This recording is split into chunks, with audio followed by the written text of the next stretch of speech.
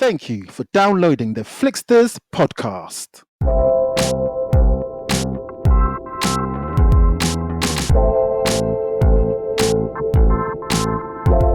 On this week's episode, so you're in an area where it's just all white people, and there's a black guy in your house.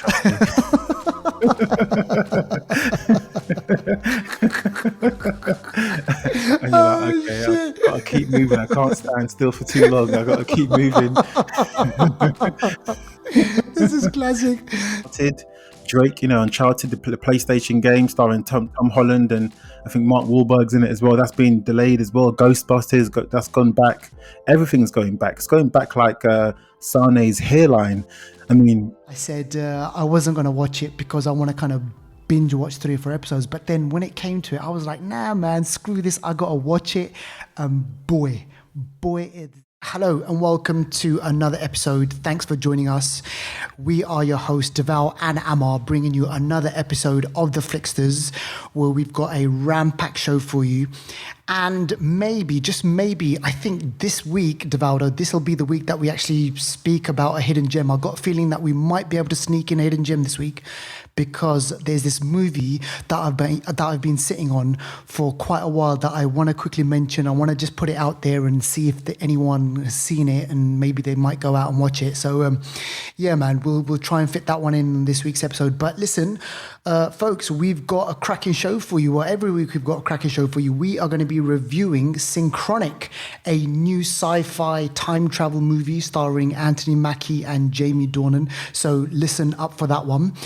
Obviously, we've got an anniversary corner. We've got some movie news for you, obviously, always. And before we get into all of that sort of stuff, Deval, I just want to ask you, how you doing, mate? Doing dandy, mate. I'm doing fine, eh? Dandy. It's fine and dandy, mate. All right, mate, let's get into it. Now, listen, let's get into the shout-outs, will ya? Come on, Gav. All right, mate. No delay.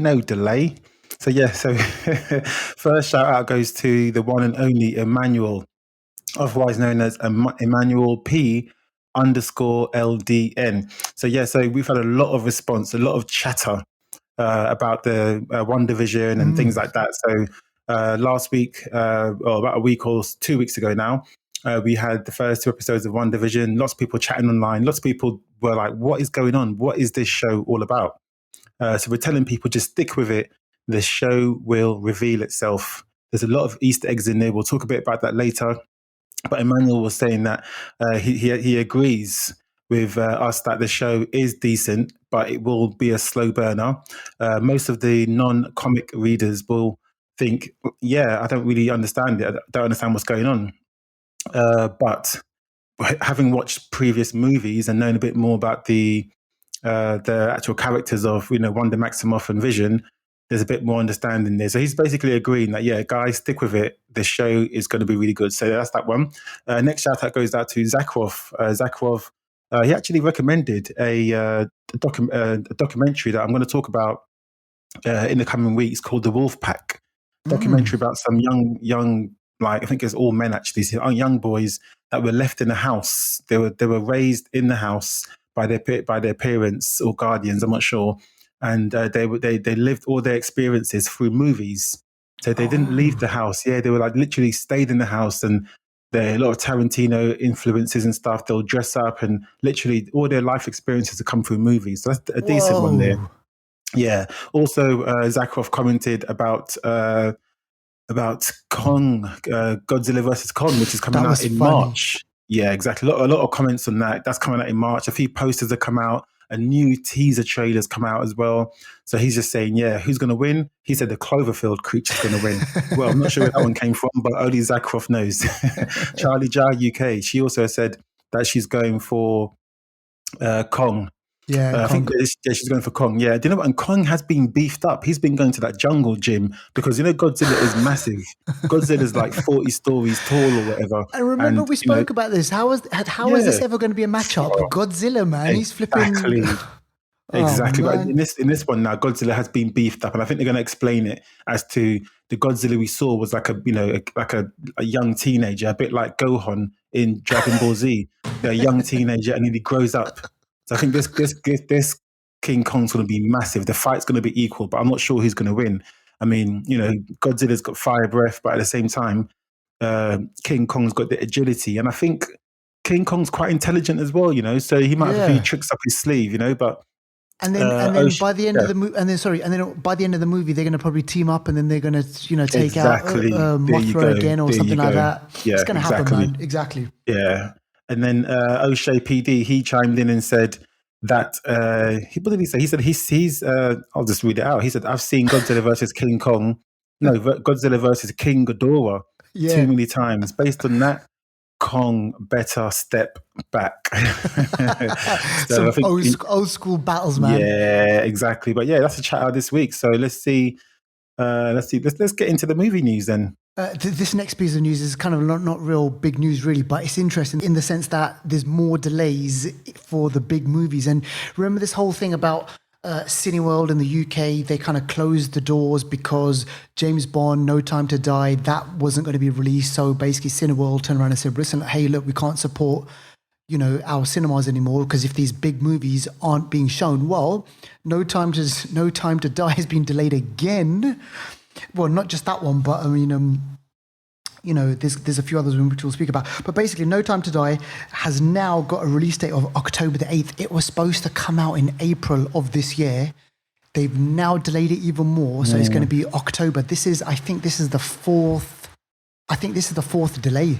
I think third or lost count. Yeah, I know, man. It was supposed to come out April last year, basically. Yeah, exactly. But they've changed the name of it now. Did you hear that? No, what's this? Yeah, no. they've changed the name. They've basically, because of the whole sort of delays and stuff like that, they've had to think about what the movie is really about and how it really, I guess, relates to the world events of today. But they changed the name. Yeah, now it's going to be called More Time to Die. So there's plenty of time, it seems like, to die, because it was meant to come out in April 2020. It's not coming out till October now, so there's a lot of time, so so who knows. But yeah, like you said, that's not the only movie that's been pushed back. We've got Morbius was meant to come out, I think I even posted about it in June of 2021. Now that's coming out, I think it's January 2022 now. We've got Uncharted, Drake, Uncharted, the PlayStation game starring Tom Holland, and I think Mark Wahlberg's in it as well. That's been delayed as well. Ghostbusters, that's gone back. Everything's going back. It's going back like Sane's hairline. I mean, Sane from Liverpool, guys, the striker, But oh shit, man! Deval's on fire today. But listen, I mean, what other? It's just weird, these big movies, and it feels like as if there's going to be probably like even more. I know we've already spoken about this before. HBO, they're doing this whole kind of simultaneous release cinema, some of it in cinema, some of it in HBO Max.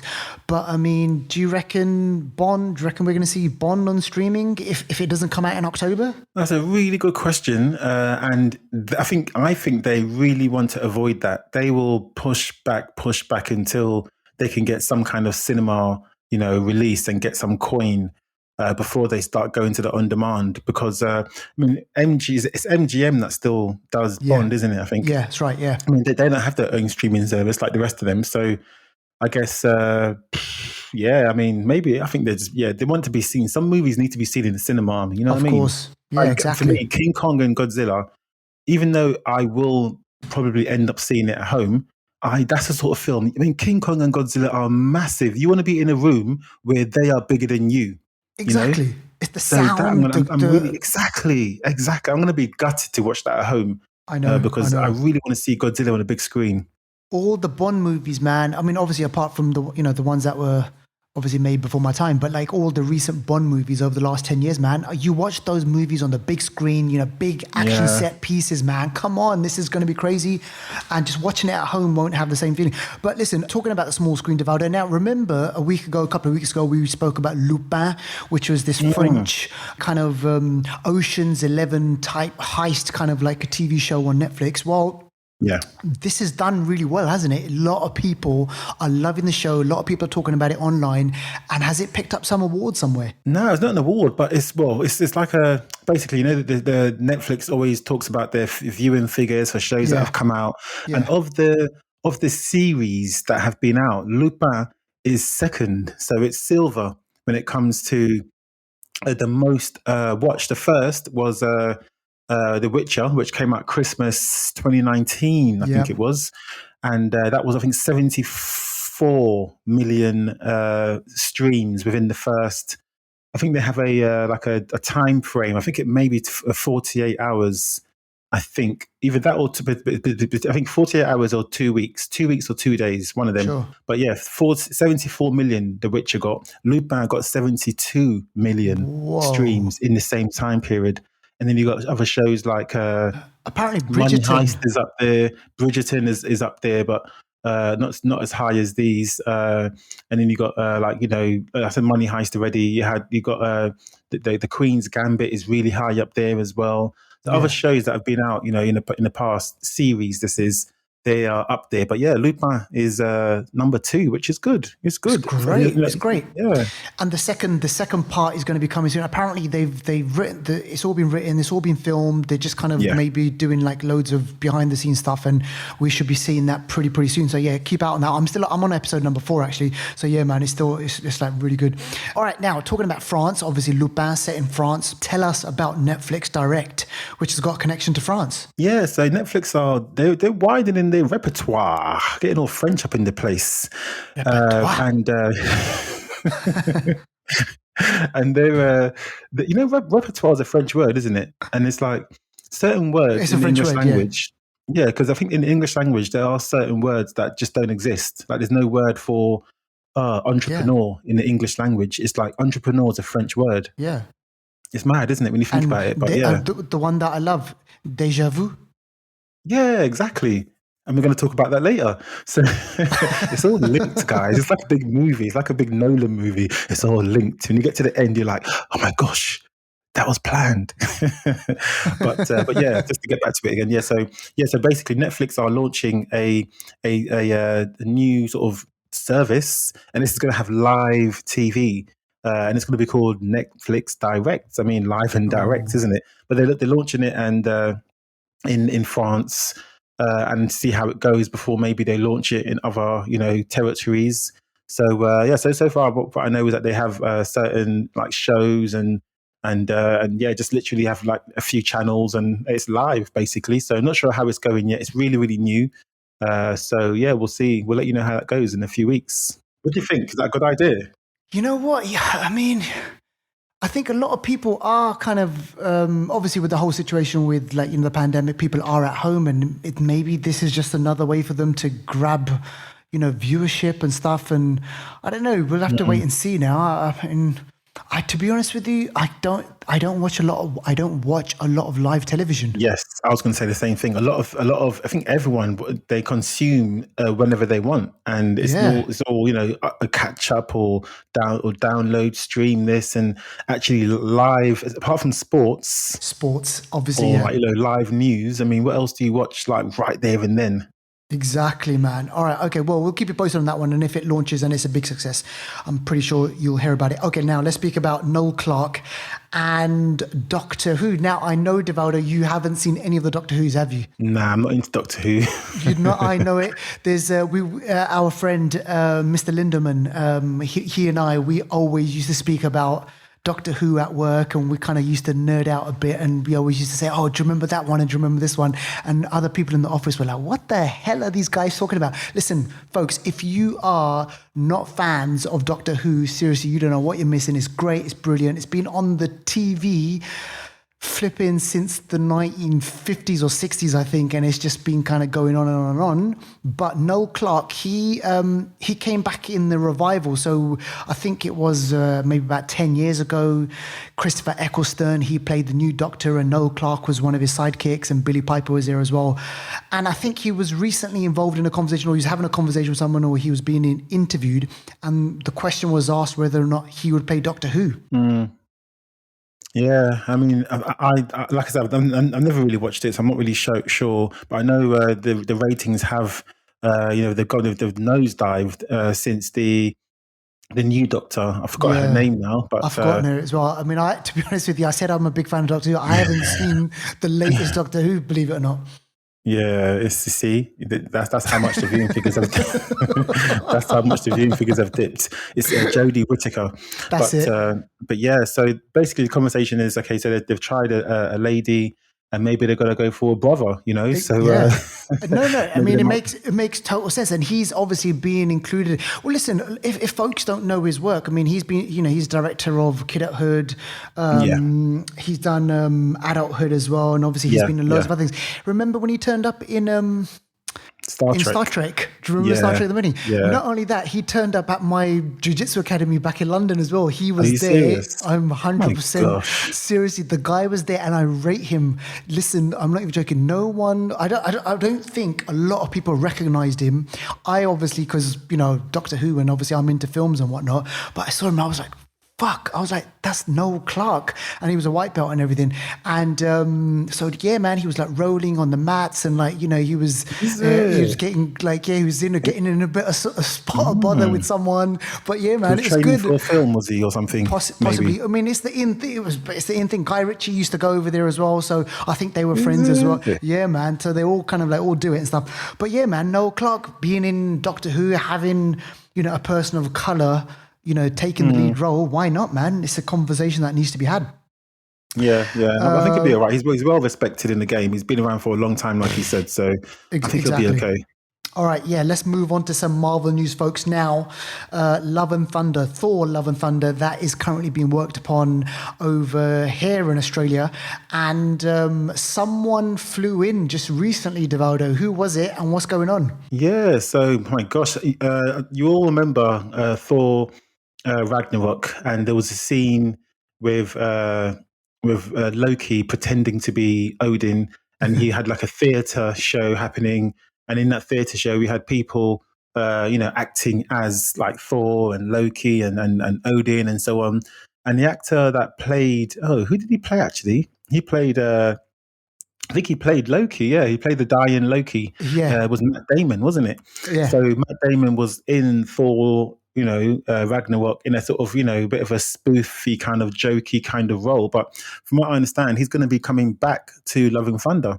And I'm not sure in what capacity, but it looks like he's got a good relationship now with Taika Waititi and the rest of the lads and ladettes on the show, so on the film. So yeah, so he's coming back and he's a big name. So I actually don't think he's going to have a big role in the film. I don't think so, but it's interesting to have him. I mean, we already know that what's his name, Christian Bale, is going to be the main villain, Gore, the God Butcher.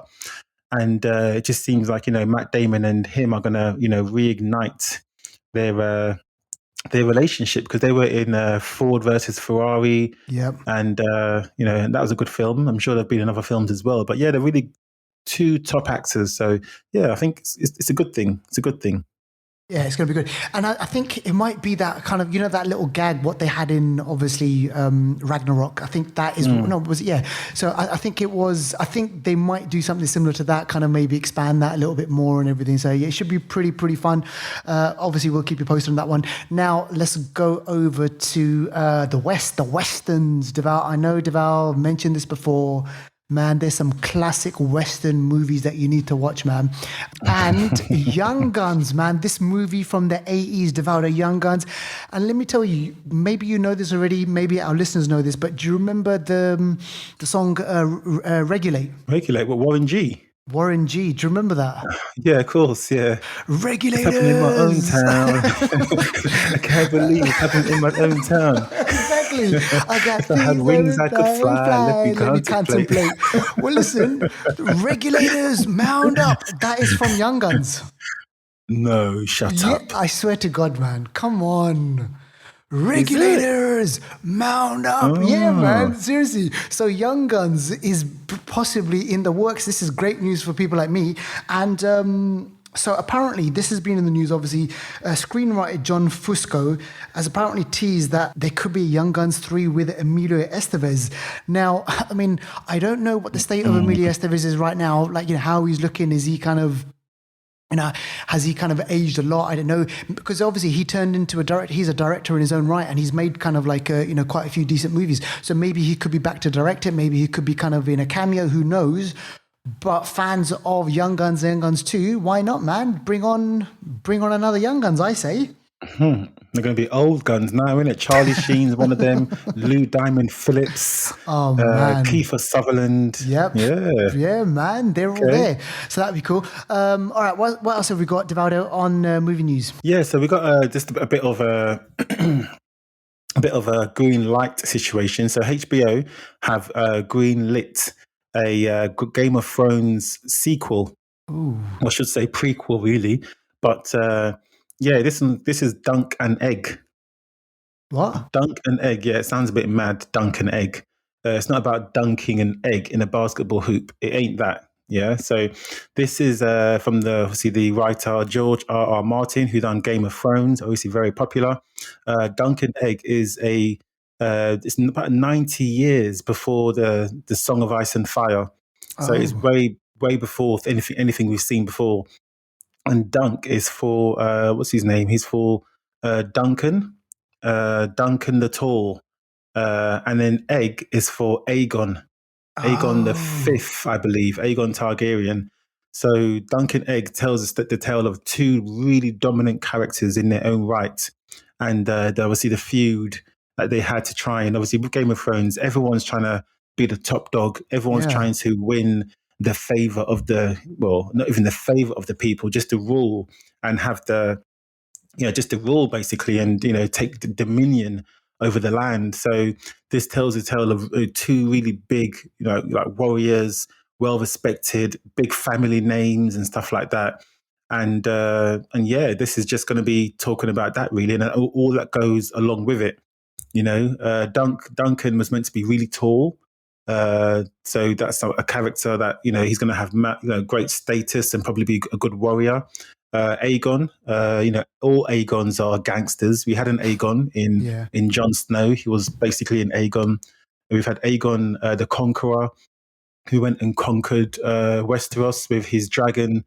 It's just going to be, this is going to be gangster if it's done right. So looking forward to this one. And you know what? I honestly believe the character Jon Snow is so iconic. At some point down the road, give it another 5 years or whatever, when Kit Harington is bored of doing other stuff, man, I'm telling you, they're gonna rope him in, and we're gonna find out what happened to Jon Snow, man. There's gonna be something's gonna come back. It's gonna be kind of a limited series, Netflix. Who knows, man? It could come on one of the streaming platforms or something. But yeah, man, because that character's man is too iconic, man. Seriously, we've got to know what happened to him.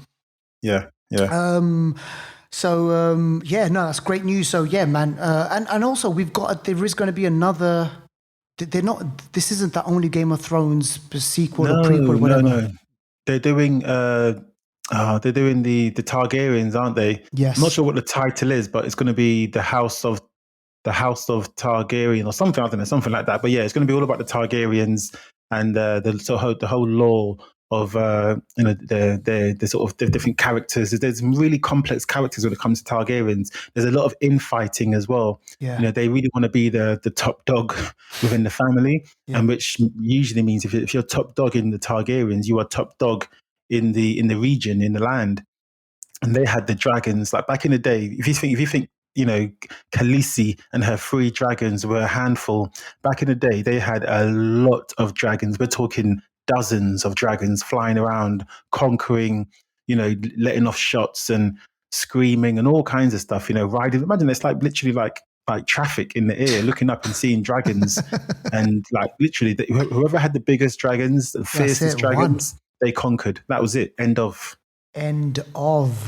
All right, talking of end of, that is the end of movie news, folks. So stick with us. We've got some more movie news for you over the next coming weeks, months and years, and who knows what else. So listen, let's do box set watches, Devaldo. You got we've got a couple of good ones that we want to speak about. Now the first one is crack cocaine, corruption and conspiracy. Man, that just rolls off the tongue, doesn't it? Crack cocaine, corruption and Conspiracy Man. Now, I haven't seen the trailer for this one, but I've heard that there was this program, this kind of documentary coming out. But yeah, tell us a bit more about this. Yeah, this is a deep documentary. It's rated R 18, so no kids allowed. But this one really talks about the crack epidemic that really gripped America in the early 80s, and the inner city troubles, and just the political side of it, the international side of it as well, with the foreign policy that was happening at the time, the CIA's involvement, the government's involvement, the lives lost, the police involvement at times.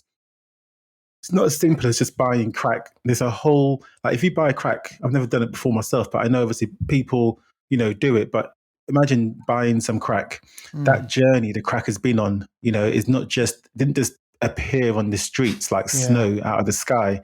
And it's about the journey that it's being distributed, it's being produced. Someone's let it through customs, or someone's turned a blind eye. They're saying that the American government with the CIA, they worked with Nicaragua to help overthrow a certain leader, and they used to use they used to provide arms to the so-called militia, and then they would get drugs in return, or they would turn a blind eye or something, and like money's being made, or power or influence is being distributed. So it's a really big political game here, and like Reagan was involved in. Obviously, he was the president at the time, and he was saying, yes, we're going to create jobs and stuff like that, but they didn't. So lots of people in the inner cities were without jobs. They turned to crime, and they obviously sold a lot of crack, and it just it's a big revolving door of just everyone loses basically, except for the government, obviously. But yeah, it's a really deep documentary. It's a lot of sort of doctors are involved in it, police are involved in the documentary, psychologists are involved. It's it's well made and quite thought provoking as well. But it's only an hour and a half, so it's not too long. So I recommend it. Sounds great, man. I want to hear about that kind of the connection with Nicaragua and stuff, because like you mentioned, the CIA, man.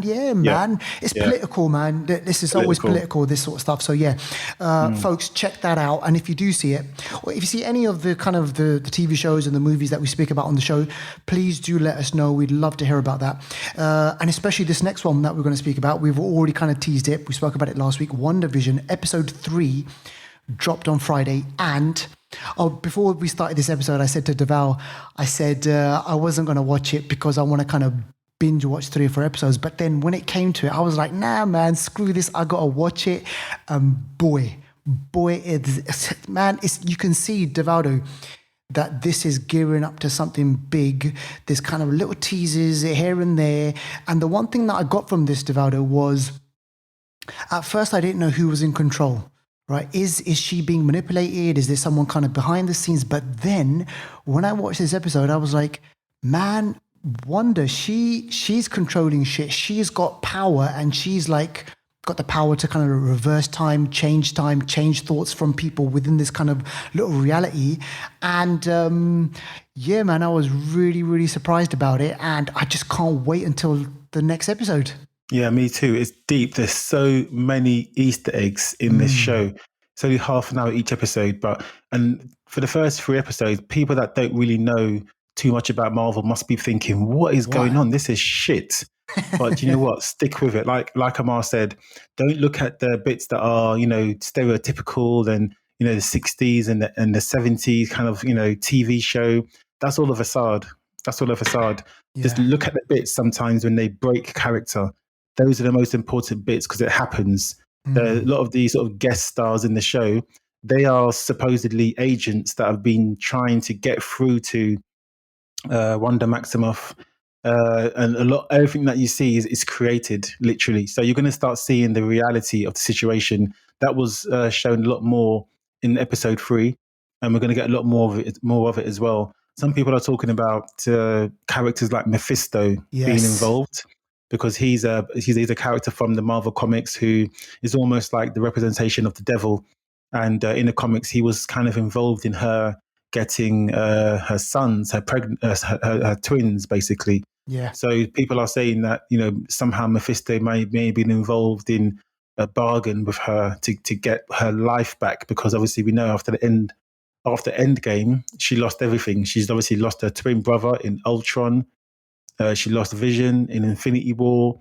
So she's been, for the past 5 years, she's had a tough time. So she's going through a big episode. And when you got powers that she's got, an episode can be, that can be a mega event, and that can change reality itself.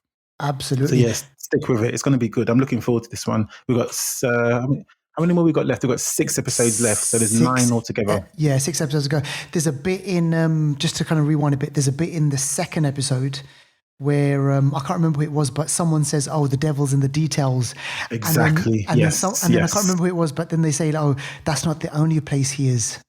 Exactly. Yeah, you're spot on. That is it. And then somebody mentioned the name Ralph, which has got something to do with it as well. And there's the fact that there's like a lot of red involved. Like there's not the swan. What's that? The stork. The bird. The stork. The swan. Yeah. The stork brings or comes into the scene, and there's like a red mist around it, and there's certain little things that I didn't really notice until I researched it, but there's so many little things involved that these people are clever, man. Crazy. So yeah, we're looking forward to episode number 4. If you haven't seen it, if you just think what we just said was a whole bunch of garbage and garbled up nonsense, listen, please do watch it, and you'll be rewarded. Keep with it, stick with it, you'll be rewarded, and then we can have a great chat about it afterwards. All right, okay, Devaldo. So folks can go out and watch those 2 things, Disney Plus and Netflix. And next up, new on streaming. Oh, we got some trailers for you and a couple of, a film that I want to speak about. But the first thing, on Netflix, there's a trailer that's been released. It's called Space Sweepers. And it's not about a bunch of cleaners out in space, but this is a sci-fi. It's a South Korean sci-fi show. Is it a show or is it a movie? It's a movie. Yeah, tell us about this one. Yeah, this is a bit of the special effects is great in this one. It is like you said, it's a Korean movie, and it's set in the year 2092 and follows the crew of a space junk collector ship called Victory, and they discover a humanoid robot named Dorothy, a bit of Wizard of Oz there. That's known to be a weapon of mass destruction, and they get involved in a risky sort of business deal to obviously to get it, because I think it's worth a lot as well. Yeah. But yeah, I think they're kind of what are they? They're space.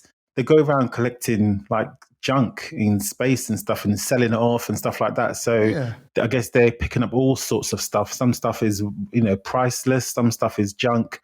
And then you got stuff in between, which could be a humanoid robot that's looking to cause mass destruction. So yeah, it's an interesting one. It seems like one of those interesting movies that obviously it's Korean, so it's going to have a bit of a different twist in it compared to sort of Western American movies, but nonetheless, probably be a lot of enjoyment in this one. So I'd watch this one for sure. Definitely go watch that one out. February 5th on Netflix. Which isn't long away, folks, so go check that one out. Next up, we've already mentioned it before, Godzilla versus Kong. This is going to be the big, I was going to say summer, but no, it's not going to be summer, is it? It's going to be... So when are we actually looking at that it's going to come out? This one should still be, so far, March, late March. It hasn't been delayed yet, so we'll have to wait and see. Easter. Okay, go check it out. If you don't know the story, this has been teased, hasn't it? We had obviously Godzilla. We had Godzilla, King of the Monsters. Then we had Kong, which was the one with Loki was in that one as well, and Samuel L. Jackson. And then this kind of a whole monsters universe has been created, and now it's like the culmination is this big, giant Godzilla versus Kong movie, which is going to be crazy, Deval. Crazy. Literally, as we speak today, so you'll probably listen to this a few days later, but the Godzilla versus Kong trailer is being released. So by now you can watch it. Let us know. But there was a teaser that just showed us that Godzilla he's grown. He's a big boy now. And this is looking like a decent movie. The cast list is Millie Bobby Brown. You got Julian Dennison, who was in Deadpool 2. You got Alexander Skarsgård. You got Kyle Chandler, who's always in these sort of action films. He's always like an all American Navy Corps kind of guy. and you got Isa Gonzalez, Yep. Rebecca Hall, and you got Shang-Chi, who was in Crouching Tiger. So good cast. But yeah, this is going to be decent. I can't wait for this one. Yeah, man, it's going to be good. I want to watch that one, and hopefully, yeah, we'll be able to watch it in cinema. But yeah, we'll see what happens on that one. All right, okay. Now, this next one, I want to quickly mention this one. I saw this trailer earlier on today, and I'm not sure if we've spoken about it or someone mentioned it to us, but I kind of had a look at this trailer, and it's called Boss Level. And check out the cast list for this one. It's got Mel Gibson, Naomi Watts, Annabelle Wallis. It's got Michelle Yeoh and Frank Grillo, who was in the MCU, was in Civil War, was it Crossbones? And you know what? The trailer is absolutely mad. So basically, Frank Grillo, he's the star. He plays a retired special forces soldier who tries to escape a never-ending time loop that results in his death. And somehow Mel Gibson is behind this whole thing. So he basically has to try and break free from this time loop where he keeps on dying, and the way in which he dies, like his head being chopped off, he gets blown up, he gets basically set alight on fire, like you name it, the deaths are excruciating, but he just keeps on waking up and he keeps going back through the whole thing. And then eventually in the trailer, you see all this all in the trailer, he hunts down or he tracks down Michelle Yeoh, and he's like, please, can you train me up? I need to learn how to basically defend myself and stuff like that. So there's a whole thing going on there. It is absolutely mad. It looks bonkers, it looks fun, and I really, really want to watch it. Shit, I want to watch this movie now. That sounds decent, actually. And talking about time, we're going to be talking about time in our anniversary corner and our main film review. So this is a timely trailer. Exactly. All right, and if you want something a bit more scary, check out The Night, which is a trailer for a horror movie. And this one, again, is kind of like, sounds really interesting. It's actually an Iranian US made movie. It's about an Iranian couple. They're in the US and they have to spend the night in a hotel. And when I watched the trailer, I got serious The Shining vibes. There's kind of like these long hallways. There's like creepy kid in the hallway. They've got like they go down to the receptionist, and the couple are saying, "Oh, look, did you see that? Did you hear that noise?" And the receptionist is like, "No, I didn't really hear that noise. Are you sure you heard something?" So it's all this creepy shit going on in this hotel, and it's a decent looking trailer. The music helps a lot. It's 83% Rotten Tomatoes at the moment. And I'm kind of digging the vibe of these Iranian movies. I've seen a couple now. And yeah, man, I think I'm going to give this one a go. It's called The Night. I think you should check it out as well. That looks decent. I've just seen, actually. Now, I like these kind of movies. Yeah. I do like them. And so far, your recommendations for the Iranian sort of horror movies and stuff hasn't been... You have not missed one, so yeah, I'm definitely going to watch this one. Exactly. I know you watched the horror one that time with the sort of supernatural spirits in the house. I can't remember what that one was called. I can't remember either, but it was really decent. Good. It was decent. It was decent. Okay, and the last movie that I want to mention, this is on Amazon. You can stream this right now. This is a great setup, this story. It's directed by Regina King. She's been in basically loads of movies. She was in Watchmen just very recently. She won kind of like won loads of awards and stuff. This is called One Night in Miami, and it's a fictionalized account of a meeting between Malcolm X, Muhammad Ali, Jim Brown, and Sam Cooke in a room in February 1964, and they've all come together celebrating Ali's surprise title win over Sonny Liston. So it's based on a play written by Kemp Powers, and it's basically the coming together of all these icons in this one place, in this one particular time, and they start discussing, obviously, the shit that was going on in America in the 60s, which is relevant to the stuff that is going on, right now. So I saw the trailer for it, man. Yeah, man, it looks really, really good. And the fact that, you've got this kind of like fictionalized setting, but you've got these real life characters, it kind of lends kind of like an interesting take on things. So I want to watch it. It's on Amazon Prime. If you've got an Amazon Prime subscription, folks, go check it out. I'm pretty sure it's going to be good. It's called One Night in Miami. You can stream that now. Yeah, that looks decent, actually. She's done quite a lot, Regina King. Yeah. She's done quite a lot, directing, producing. She's been around for a while. She's actually Yeah, I think she's going on for bigger and better. Well, not that this isn't bigger and better, but I can see her like getting an award for directing or something soon. I think Definitely, yeah, absolutely. nice one. Absolutely. All right. Okay. Anniversary corner, folks. Let's go through his Devaldo. Some great ones over here. This one from 10 years ago, 2011. I really had a good time watching this movie. This is with Jake Gyllenhaal, and this is Source Code. And again, there's the time loop where Jake Gyllenhaal, he's an army. Yeah, he's a soldier basically, and he gets kind of like involved in some sort of accident, and his body is then used to figure out how to solve a bomb plot. Is that what it is? If I can remember correctly? Yeah. He's a soldier, and he wakes up in someone else's body and discovers that he's part of like a government experiment to find a bomber on a train. So this bombing happened on the train, and I think he's got 8 minutes. Every 8 minutes, if he doesn't solve it, it kind of resets. But yeah, decent premise, decent movie. Source Code, 7.5 on IMDb. Jake Gyllenhaal, Michelle, I can never say it, Mohanen. Monaghan. Even made me cough. I can't say it. And Vera Farmiga, Jeffrey Wright is in it as well. So yeah, decent film. Duncan Jones is the director. And who is Duncan Jones but the son of David Bowie? What's his name? David Bowie. Yeah, also done Moon. He's done Mute. Warcraft. So yeah, it's decent. Source Code, decent film. Good science in it. Good science. Great science in this one. And this next one, I remember watching this one in cinema. Denzel Washington. He made a lot of movies with Tony Scott, who's the brother of Ridley Scott, who he unfortunately passed away like maybe about 5-6 years ago.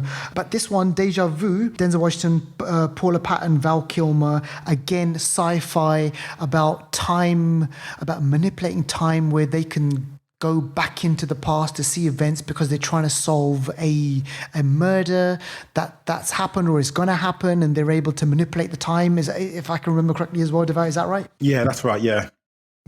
Decent film. He's part of I think New Orleans is based in. Yeah. ATF agent, and yeah, it's experimental technology to find another bomber. So there's bombers willy-nilly all over the place, bombing shit. Exactly. And it seems like time travel. But in this film, they do talk a bit about the science behind the method. There's a bit of a time machine in this one. I think you see it as well. And they talk about an Einstein-Rosen bridge, which is like a scientific like theory in how you bend space-time. And is this obviously what's his name, Albert Einstein, and I think I can't remember his first name, but something Rosen. They obviously got together back in the day and looked at space time as being like almost like a I don't know, like a bit of material, like something like that is tangible. Like you can think about a piece of paper and looking at how you can bend that piece of paper so that 2 points of that paper are at the same point. If you put a dot on one piece, put a dot on the other piece, on a piece of paper, that in those two pieces, those two dots are going to be, X amount of, centimeters apart. But if you bend space-time, if you have that ability to bend space-time, and that's obviously the impossible thing that we can't do, if you bend it, those two dots then come together and are then in one place at the same time. So it seems like you're doing something that is impossible, but you're being in, you're sort of traveling through space-time simultaneously, and just, that's that way time doesn't exist, and also space doesn't exist because you've just done something that's almost impossible. So that's a bit of science that they talk about in the film, which is obviously coming from real science, but so far no one can do it yet. Otherwise, it would have been done.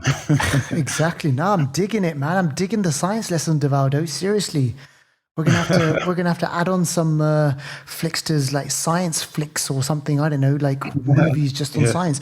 No, but yeah, I mean, it's a great, interesting, and Denzel Washington, man, he's always watchable. Denzel Washington, he doesn't appear in shit movies. Like, you get what I'm saying? Yeah. He's like, he's got charisma, and I love watching a Denzel Washington movie. So yeah, go check that one out. Also, on Anniversary Corner, 20 years ago, Donnie Darko, which is this kind of independent. This movie, right, is always on the list of like independent movies as being like kind of one of the best independent movies out there. It's always kind of like in the top 10, like, you know, time travel, sci-fi. I know Christopher Nolan, this is in his kind of like top 10 of like sci-fi movies, and the plot is absolutely amazing. It's weird. It's set in 1988.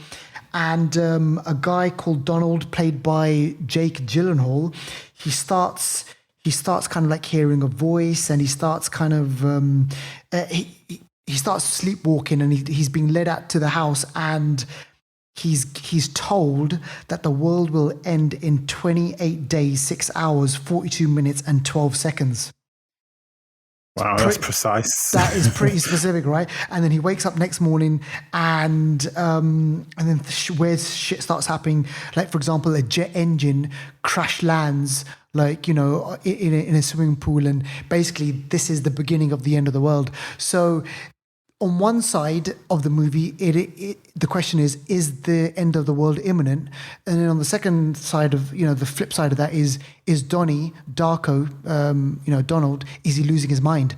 So there's all this shit going on, and man, it was a freaky movie. I remember I watched it in cinema. I got it on DVD. I still couldn't wrap my head around it. Then they released the director's cut on DVD, which has kind of extended it even more. But man, it's been a while since I've last seen it. So this is actually a movie for me to catch up again on. Do you know that? Definitely. Yeah. Guys, if you can watch this one, do watch it. It's an all-time great. For sure. Exactly. All right. Star Trek First Contact. I think we mentioned this on last week's episode or a couple of episodes ago. Oh, did we? Yeah.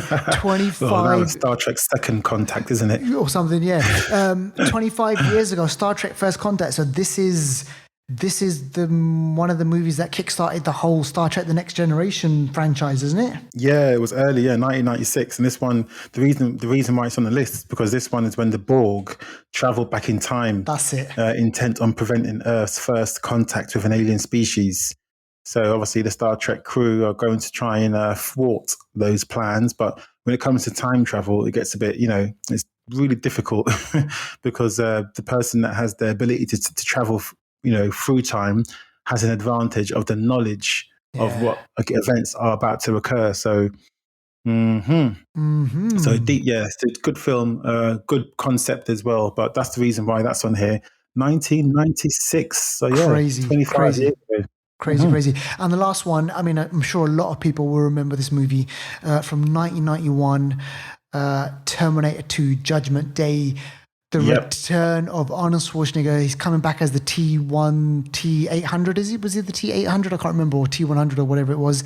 And T8, I think. Yeah, T800 and something. And the thing was, when obviously this movie, when it was teased, it was like, shit, does he play the villain? Is he going to come back? And then when obviously we watched the movie, he plays the good robot in this, and Robert Patrick, he played the T-8000 or whatever it was, and the graphics in that movie for the time, Devaldo, weren't they mad? Great graphics. He was the T-1000. He was like a liquid metal, like mercury, and like when you see that, how can that lose? I know. You know, it can just liquefy and then just come back. It can mold itself. It can create daggers. Pieces can break off, and you can put it back on again. I mean, he seemed indestructible against the regular sort of Terminator, who was like an old school version. And you had Linda Hamilton, who was in a sort of a hospital for sort of the mentally ill. No one would believe her until it actually happened. I love that scene as well with the doctor who, you know, and then you had the Miles Dyson, who was like, you know, he was the one that was helping them to escape while he was going. He held on, man. He held on, you know, for as long as he could, man. That's funny. And he had Vasquez from Aliens 2. Gosh, she came back in this one, and she, you know, this film is an all-time great for me. My favorite Terminator film of all of them. It's great. Definitely. And in an interview, I remember watching this, they said to him, why didn't you make like a Terminator before this? And this is what he always does with his movies. He always waits until the technology can catch up so that, you know, he can obviously fulfill his vision. So think about it. In 1984, he made Terminator, and then he waited all those years to make, obviously, Terminator 2. But the technology, the ideas that he had, the technology hadn't even been invented. Yeah, he's gangster. He's gangster. I got mad respect for him for that one. Exactly. Yeah. Crazy Definitely. movie. Go check it out. If you haven't seen it, please just do yourself a favor. Listen to TheFlixters. Go watch that movie and be done with it. All right, okay. So let's do our film review, Devaldo. We've got a great movie for you. Now, this is hot off the heels of Outside the Wire, which was another Anthony Mackie movie that we spoke about on last week's episode, and it was kind of like a bit of a mixed review on that one. Some things in it were decent, okay. I say decent, but really just okay, and set in the future. But this movie called Synchronic, again, stars Anthony Mackie, stars Jamie Dornan. Those are the two main guys, in this movie. Completely different story set up. And I found myself within the first 20, 25 minutes, I was like, I'm actually quite impressed with where this movie is going. I was like engrossed. I wasn't expecting this type of movie. And there's a couple of things that are going for it. It's a subject matter which I'm really interested in. It's deals with obviously questions of kind of like life after death, and what does it mean, where are we in this world, and what does it mean to be here, time travel, being physically in one place but then kind of moving over into another place, and that could mean death as well. When you're alive, you're here on earth, and then when you're dead, who knows where you go to. So it kind of deals with kind of like that as well. It's funny when it needs to be funny. I was really kind of taken aback by the humor in it as well. So it had all these things going for it. And the one thing, though, that I will say is, Deval, I didn't pay too much close attention to the whole science fiction of it, the whole science of how it happens. I was mainly just interested in, right, okay, I'm joining this person on this journey. They're going through some personal experience, and I'm just going on with it. The whole science thing I didn't kind of get. Maybe you can break it down for me, but that's not why I was into the movie. If you kind of get what I mean. Yeah. No, I get it. I think, and for me, I'm with you as well. I did like the whole character build up. They were flawed characters. They had their different lives. Without spoiling it too much, I mean, they have issues, they're paramedics going around obviously trying to solve people's issues, but they've got issues themselves, and you see those issues like literally spilling over into their daily work. Like there's even a scene where they start fighting while they're trying to help someone to trying to save their life, and it's crazy. But for me, definitely the science side of it, there's a moment in the film when they sort of, one of the characters is trying to understand what's going on. I do like that bit. But yeah, overall, this film, I had a feeling it was going to be good from the trailer. It seemed like a weird concept. Basically, paramedics, they are going through some sort of time travel, sort of teleportation sort of situation going on. And it just seems weird. But then when you look at the makers of this film, Justin Benson and Aaron Moorhead, I mean, they are very trippy characters. Very trippy characters. They did the film called The Endless, which I did a hidden gem about. You did, about the cult. Yes, exactly. The cult, and like a sort of alternate kind of dimension type situation that was going on. And they also wrote and directed that as well. And they've also been in they've been involved in like Twilight Zone. There's a film called Spring, which is another film that's a bit of a sort of a weird film that they're involved as well. And they write and direct their own films. In this film alone, they both wrote and directed it. And also one of them actually was the cinematographer, actually held the camera. Yep, actually held the camera. They're involved in the editing as well. Wow. They're involved in like everything. They produced, executive producer. These two are almost like like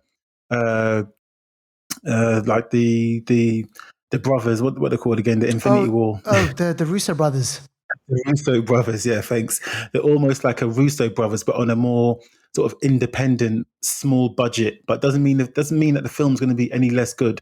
This is a solid film. Yeah. Like Amar said, the characters are what drives the film, but the actual, the vehicle is about time travel and alternate dimensions and what to do, how to do, when to do, and it all comes together quite nicely. It does. And it's hard to deal with. It's hard to deal with it. I mean, it's not perfect. Don't get me wrong. Yeah. But I do like the fact it's very grounded. Very Yep. grounded. Not lots of characters. The special effects, it works in a weird kind of way. Yeah, it does. It does. Yeah, it's weird the way it works. I want to. There's a brilliant scene in the movie, right, where the lead character Anthony Mackie, he I mean, honestly, I want to say this. This is kind of like going to be a bit of a spoiler. I'm really sorry, but please, if you haven't seen the movie, just switch off right now. But I just want to say this.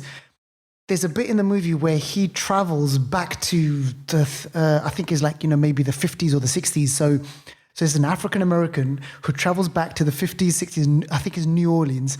And these all just white people. He lands in someone's house. It is, so imagine that, right? So imagine that thought. So you're in an area where it's just all white people, and there's a black guy in your house. Before, trust me.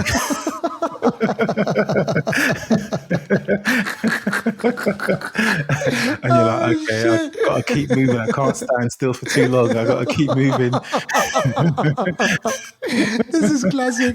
So basically, he's in this house, and then this guy turns out and comes out of the house of nowhere, starts chasing him, and then the flipping Ku Klux Klan turn out of nowhere. It's just absolutely brilliant, man.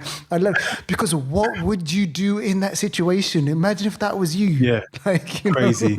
And there's another scene where another character goes through this, like, portal, whatever you want to call it, and he comes up in the clouds. It's like this thing, when you go through this portal, this time travel sort of, teleportation thing, you could end up anywhere depending on where you were when you took that journey. Yeah. This guy ends up in the clouds, and then he falls, and then he dies. But it also happens where he was. Yeah. So in reality, he's fallen like maybe 4 meters, but in where he was, he's fallen thousands of feet. Yeah. So when he lands, it's splat. But where he was, it looks like he just jumped down a lift shaft. Yes. But if the injury shouldn't be what you're seeing, it's weird. It's weird. And like they don't have the answers. The police, the paramedics, they're clueless. They don't know how this has happened, which is, again, very interesting. But you know what? This is a hidden gem as well as a movie review. Yeah. This is definitely a decent film. It's not the greatest film, don't get me wrong, but it's definitely there. It's got enough to keep you guessing and keep you interested, I think. So you should go and watch this. Spot on. And I reckon we're going to see more of the Moorheads on this one. I mean, I'm pretty sure they will make another movies. Devouder, it is, oh man, we hit the 1 hour mark. Do you know that? Oh gosh, time man. For hidden gem, or you're going to do it? What do we? Can you squeeze it in, or this movie is? I can't just. Oh, it needs time. Okay, I can't do it in 1 minute. Like honestly, it just would not. Can't do this film justice. I can't do it 1 minute. Honestly, man, I would need at least about 5 minutes for that one. Don't want 1 minute, man. Don't want 1 minute, man. Oh gosh, listen, folks. I mean, that is it. Unfortunately, we have run out of time. Please do stick with us. Follow us on Insta. Follow us on Twitter, Facebook, like on YouTube. We've uploaded loads of episodes of ours onto YouTube. So if you if you find yourself spending a lot of time on YouTube, just search for us on there as well, and you can maybe listen to us and have a good time there as well. Devouder, it's been fantastic talking with you about movies. We'll do this again next week.